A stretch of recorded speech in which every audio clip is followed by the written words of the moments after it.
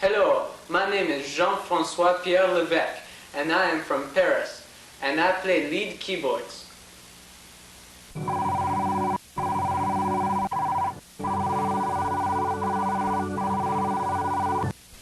Hello, I'm Ahmed Rahmed, and I am from Tangiers, and I play rhythm keyboards.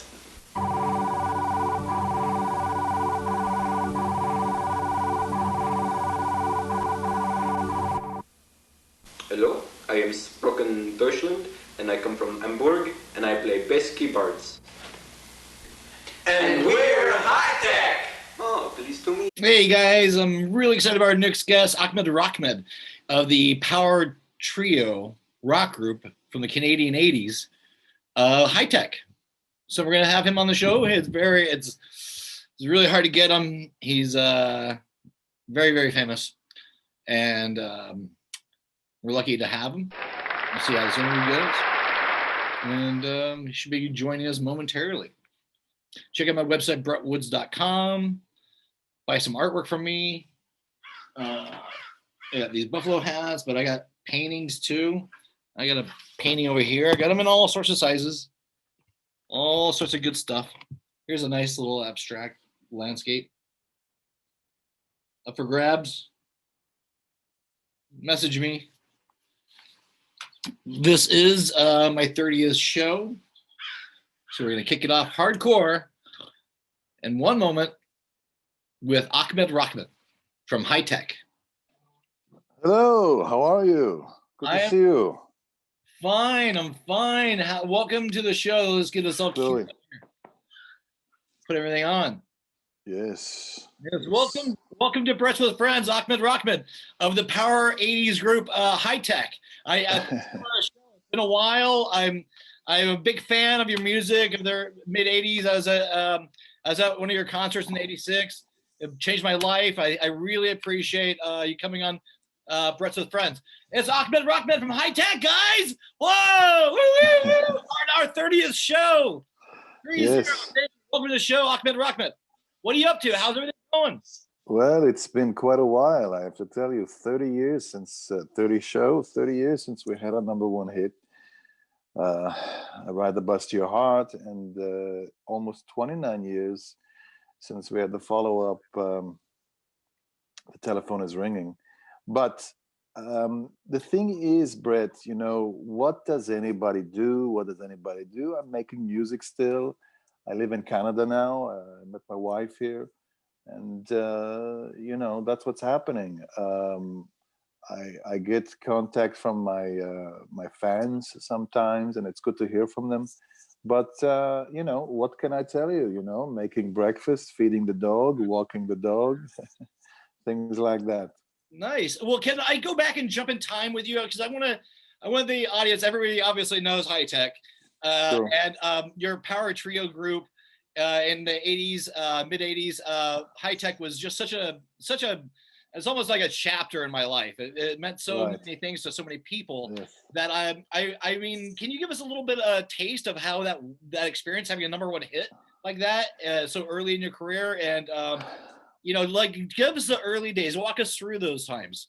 Well, you know, it's a well-known story. You know, I met Sprocken and I met Jean-François when they were visiting Tangiers. They were a different band at the time. They were Pickup Sticks.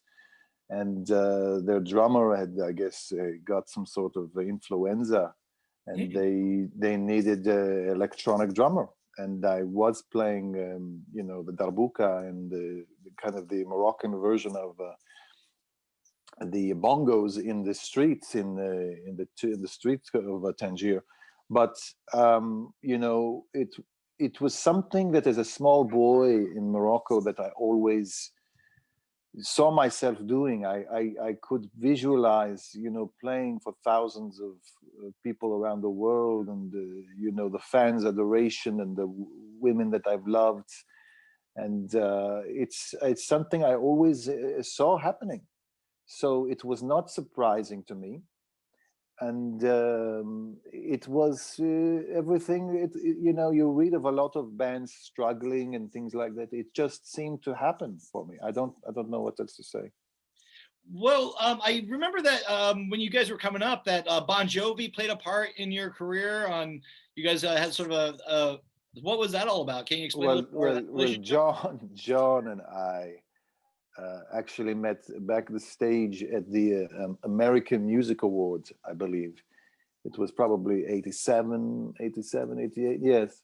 And basically, I had brought with me hair products. So when I had hair, specific hair products with the Moroccan organ oil. And, they ran out of so much hair product because there were so many guys in their band with hair product. And he was freaking out. He needed basically to wash his hair properly. And I overheard this and I said, you can have some of mine. It's not a big deal. And maybe I should curse John because I don't have hair anymore, and he still does. But no, we became good friends from that point. Whenever I would go to New York, I would go to New Jersey. And not a lot of people know that slippery when wet was something I used to say about a girlfriend of mine that he knew. And that's where the song title came from. But and the album, of course. But no, John is still a good friend. He's still rocking and rolling around the world. He's seen a million faces and he rocked them all. It's true. Yeah. That's awesome. Yeah, how are the other bandmates doing these days? What are they up to? Well, many people know this, but I guess you don't. Jean-Francois became very involved in the French 2000s rejuvenation of the breakdance movement. Oh. He writes breakdance music, and he also breakdances in the style of the 80s. And he's very big. He raps as well in French. I'm sure you could find it. Jean-Francois Pierre Levesque. And of course, Sprocken. He got into filmmaking, and he makes films in Germany. He did a film, I want to say, 15 years ago. And he asked me to play a role in it. And I did. You cannot recognize me because I am inside of a bear costume. But it was great to reunite with him. And it's called Ollie's Kids. It's a German children's film, and I played the bear in it. And it was great to do it. And we did some jamming between, at the night, around the campfire with the children. So that was cool. Yeah. Oh, nice. I wish that there's a way we could hear that somehow.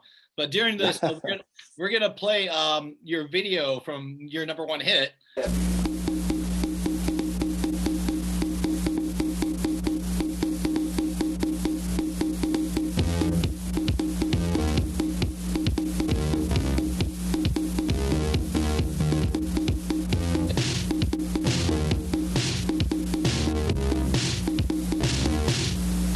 Get up in the morning and I brush my teeth. I go to bed in the evening and I watch TV because the telephone is ringing.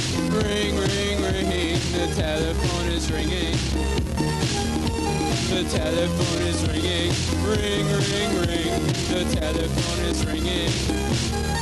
I go to work in the morning and I do my job. I come home in the evening and watch more TV because the telephone is ringing. Ring, ring, ring. The telephone is ringing. The telephone is ringing. Ring, ring, ring. The telephone is ringing. Get up, brush my teeth, go to bed, watch TV, go to work, do my job, come home and watch more TV because the telephone is ringing. Ring, ring, ring, the telephone is ringing. Oh yeah, the telephone is ringing. Ring, ring, ring, the telephone is ringing. It's ringing and it's ringing and it won't stop ringing and it keeps on ringing. Baby, I miss you. The telephone is ringing. Ring, ring, ring. The telephone is ringing. It keeps ringing, ringing, ringing, ringing, ringing. Won't stop ringing. 'Cause baby, I miss you. The telephone, it's ringing in the morning, in the evening. Baby, baby, the telephone is ringing. Ring, ring, ring. The telephone is ringing. Oh, the telephone is ringing. Ring, ring, ring.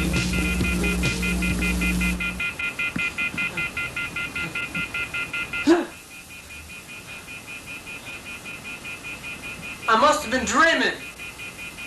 The crowds that you guys used to get to, like how big was some of your shows? Well, whatever the the capacity of the arena was, 15 to 20,000 was average.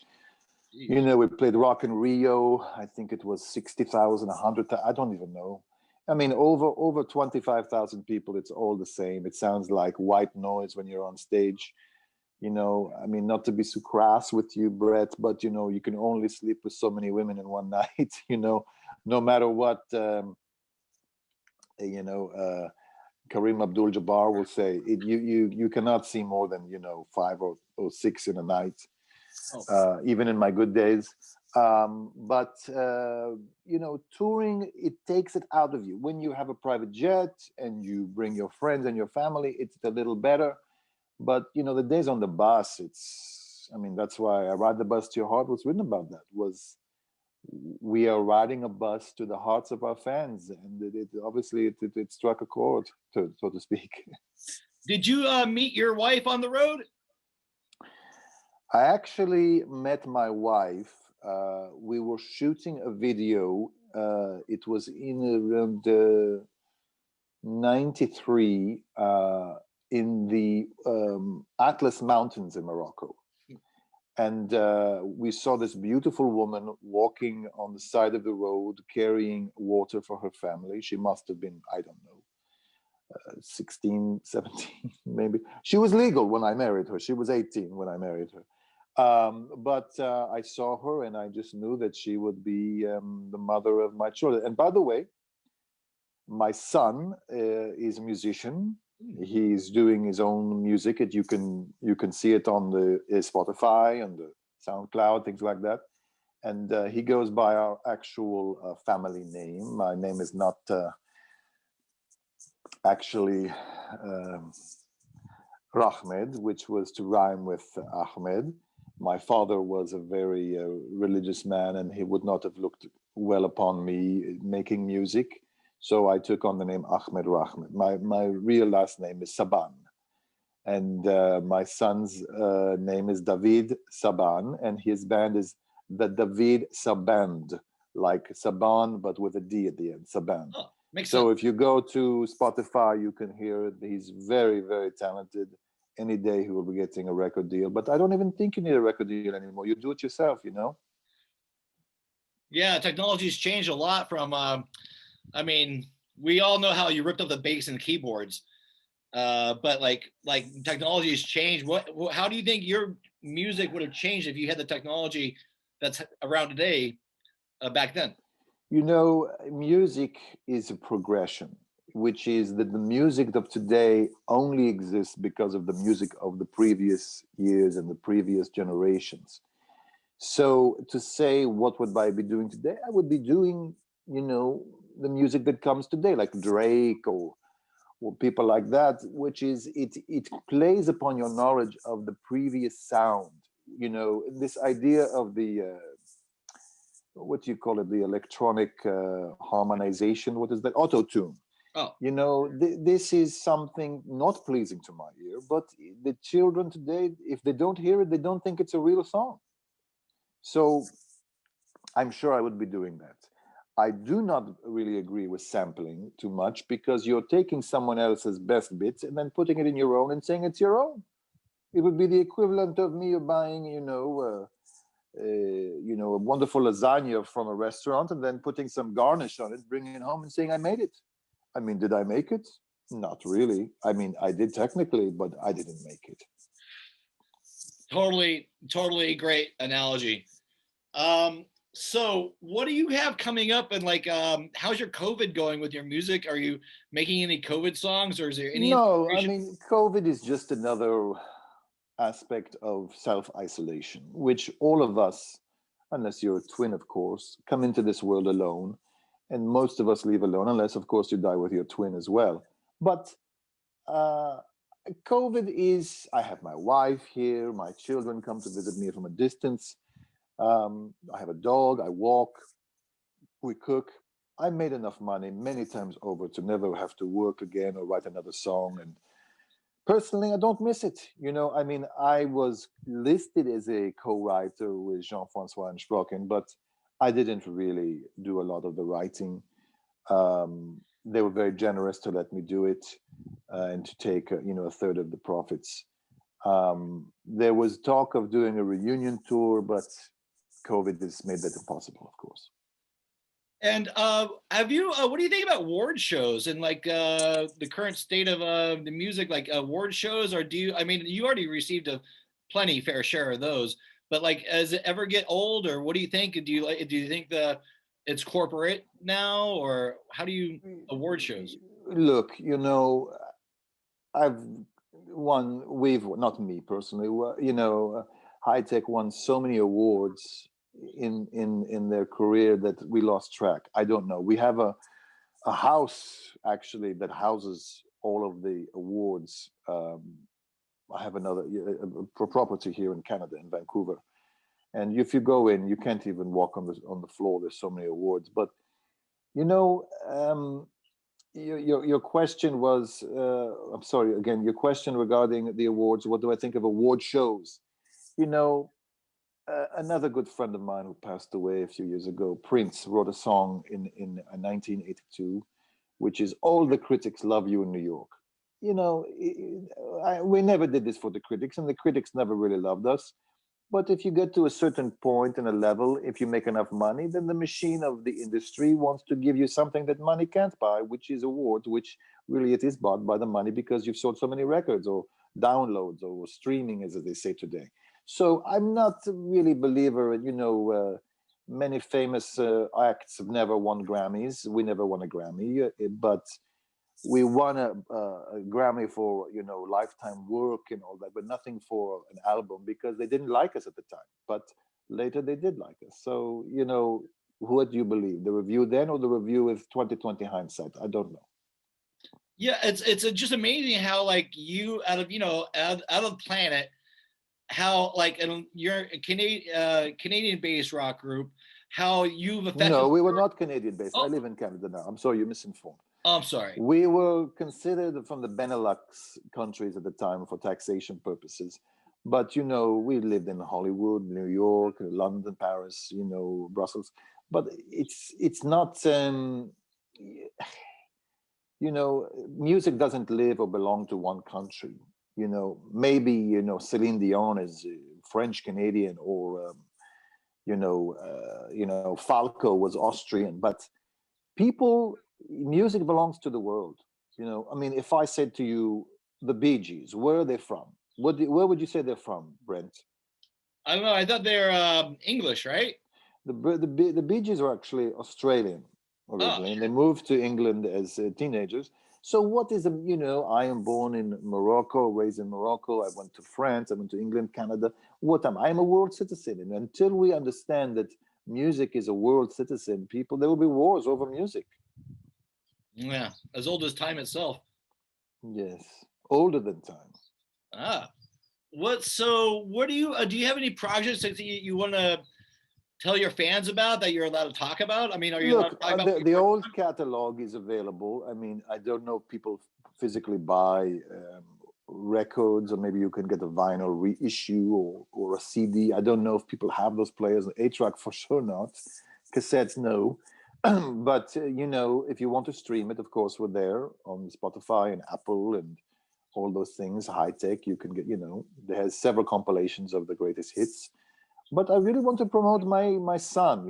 He needs the next generation. We need to have the next sound. So, he's got I Live in a UFO. My mom kicked me out of the basement. He's got Hollywood Moses. He's got a lot of good songs. So you should check it out. And of course, they do a cover of "Ride the Bus to Your Heart."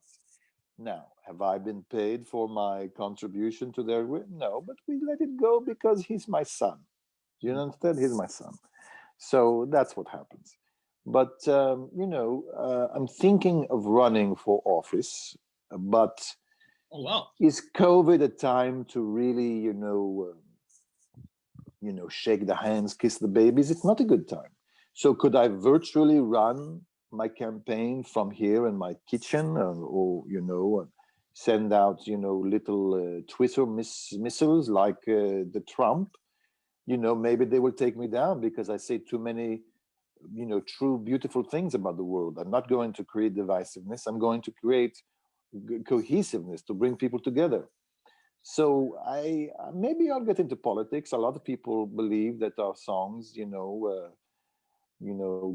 created a harmony in the world for a time, and maybe we'll do that. I don't know. So, are you telling me that you are announcing your candidacy for a government position here on? Well, I cannot become a president in the United States since I was not born there, but maybe I will run for a local councilman, and then from there, maybe I can be prime minister of Canada. I don't know.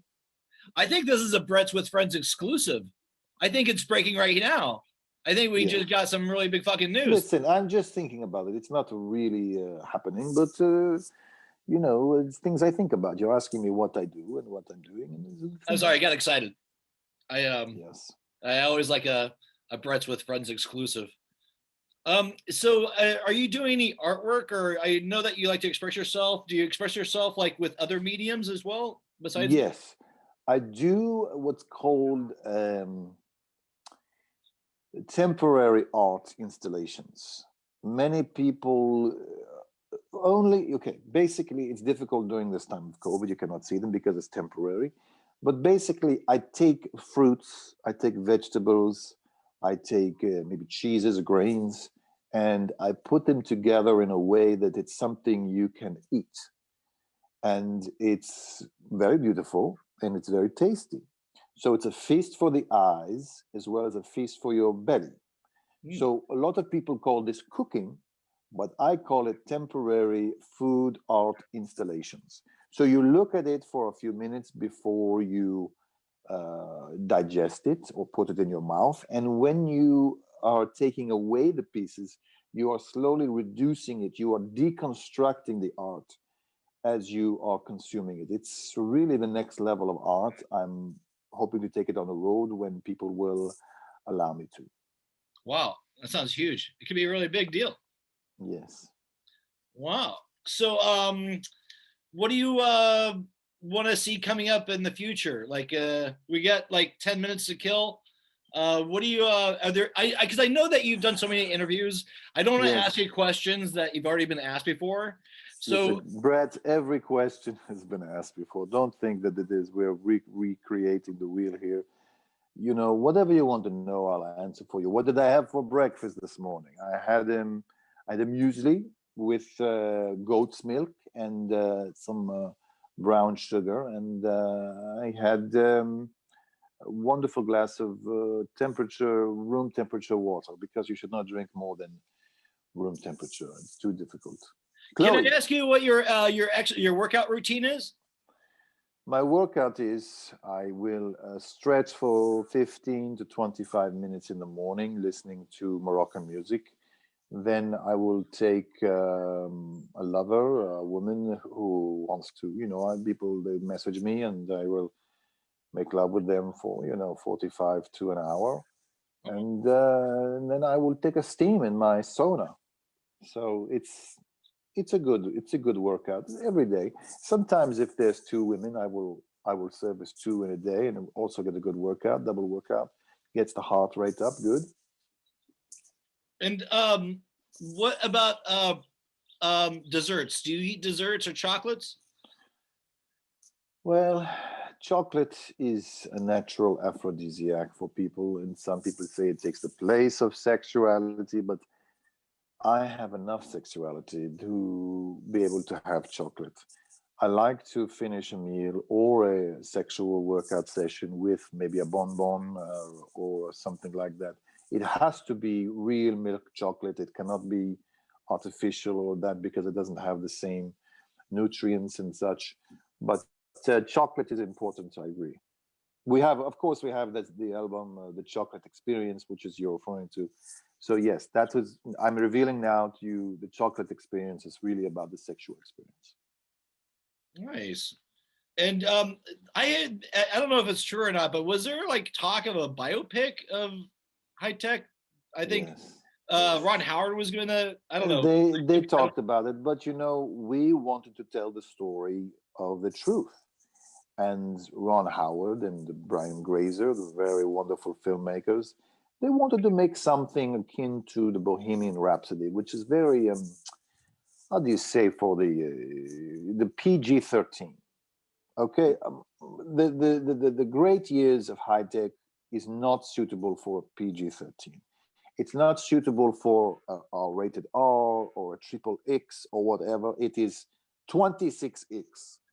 Okay, because there are things that happened you cannot recreate on film.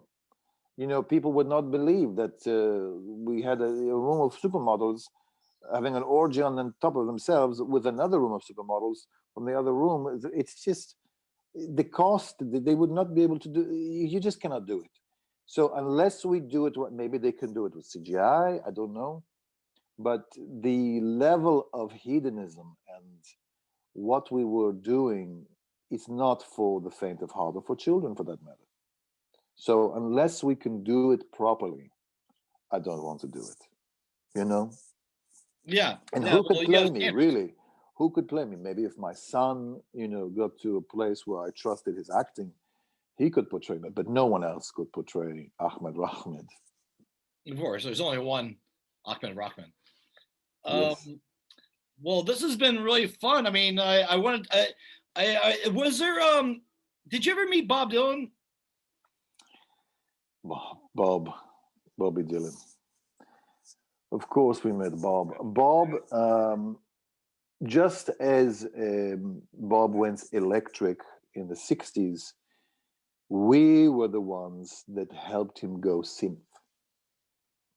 When he came over to Sprocken's house and he saw the house made of a synthesizer, and he saw the sounds that we were creating in '89, he said he had to get in on it. And not a lot of people know that Joker Man was actually written with the three of us, and we had an argument with Bob.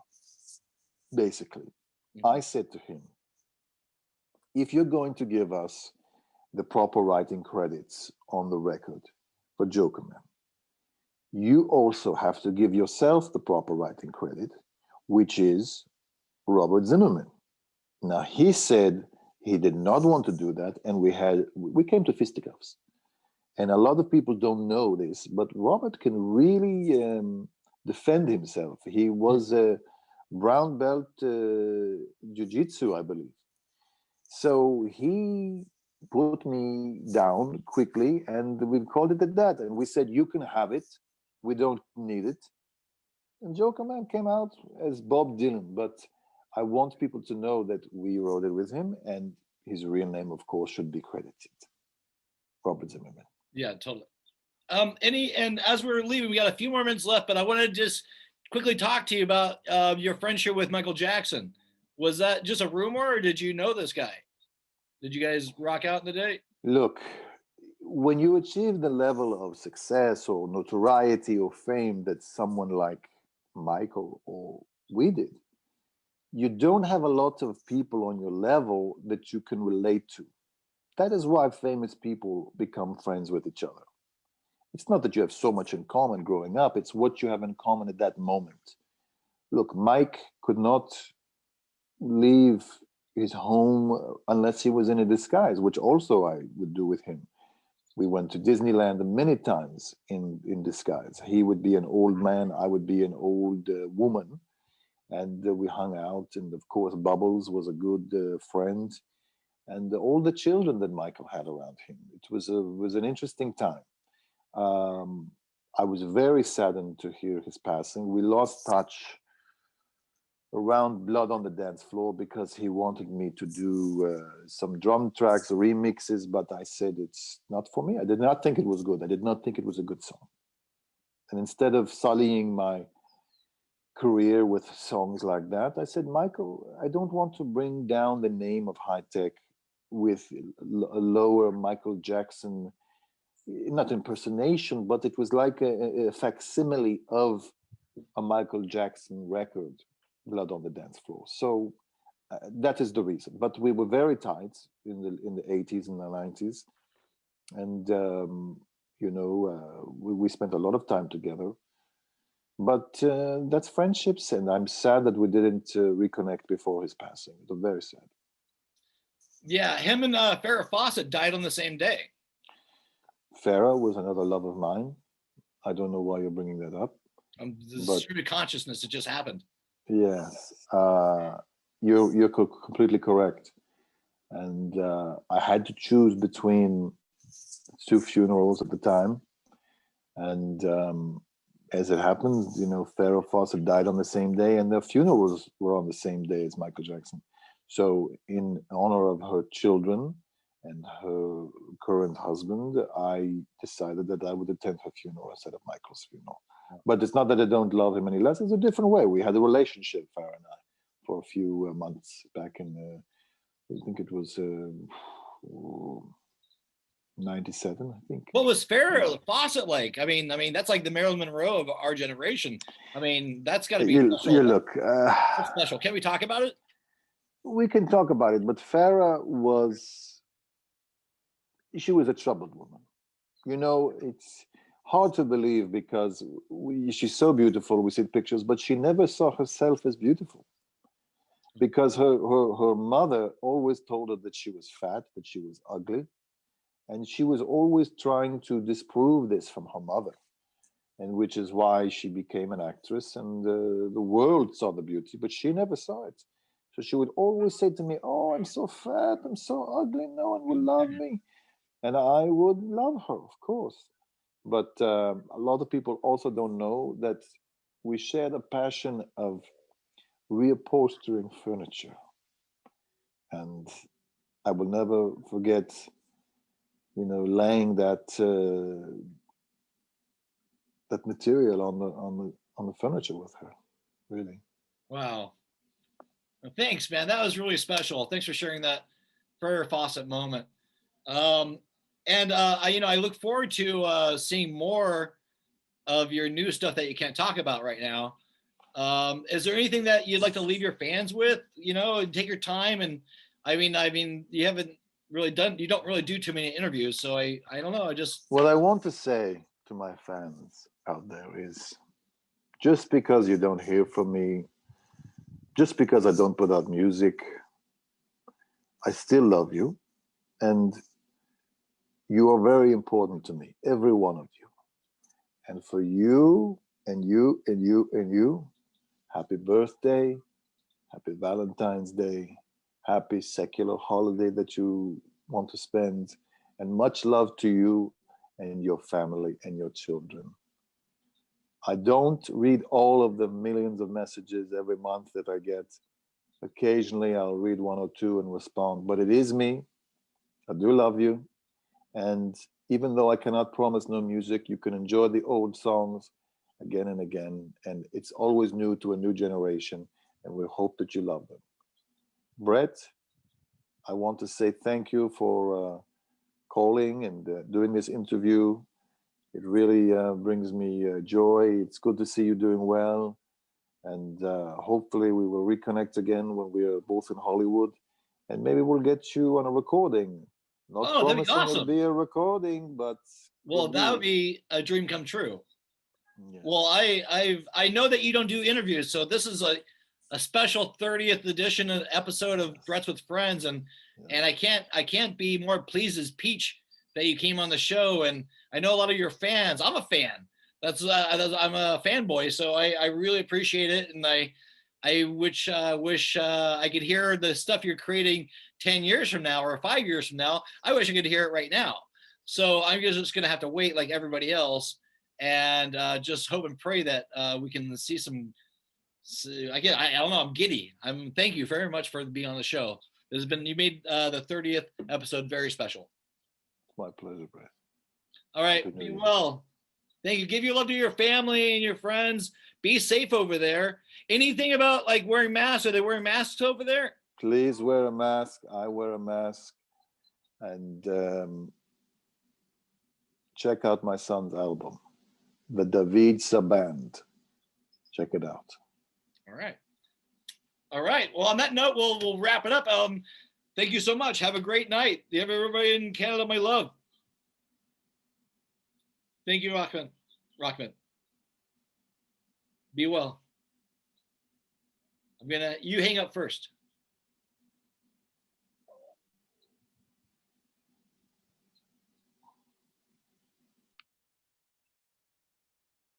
All right. This has been Brett's with Friends. Buy my stuff. Go to brettwoods.com. Still with these Pence Fly hats. Pretty funny. I got a red one too. Limited supplies, and this is the blue one. It's still funny, right? You guys get it? All right. Buy my art. Help support the show. Thanks to Ahmed Rahmed. That was amazing. I can't believe I got an interview with that guy. Man, I feel. Okay, so we have some really good new interviews coming up soon. Be well. Be safe. Don't take any wooden nickels. Buy my art. I got this. I got art. I got art for sale. Oil on canvas. Check it out. brettwoods.com. This has been Brett's with Friends. I'll see you in the next episode. Yeah, baby. I get up in the morning and I brush my teeth. I go to bed in the evening and I watch TV because the telephone is ringing. Ring, ring, ring. The telephone is ringing. The telephone is ringing. Ring, ring, ring. The telephone is ringing. I go to work in the morning and I do my job. I come home in the evening and watch more TV because the telephone